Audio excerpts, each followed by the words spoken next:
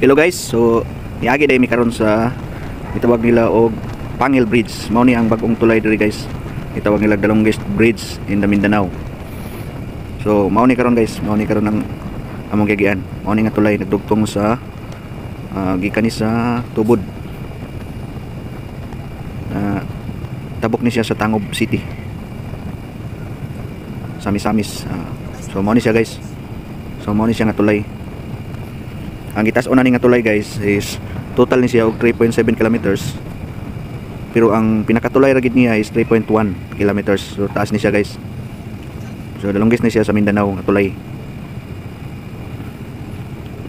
So di pa ginidugay guys na tulay. Karon pa mi kaagi ani. So maging gisulayan og agi og unsa gining Pangil Bridge. So mao din ni siya guys. So nindot kay siya Balingay Street. Nindot kayo siya nga tulay.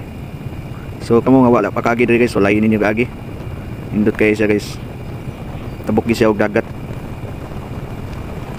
Grabe ka nindot ni nga tulay guys. The longest bridge in Mindanao. Pangil Bridge. Amo ni gitawag og Pangil Bridge guys. Gikan ni siya sa Tubod. Taon ang Tubod dayon tabok sa Tangob City. So grabe kataas ning tulaya guys. Straight kayo walay liko.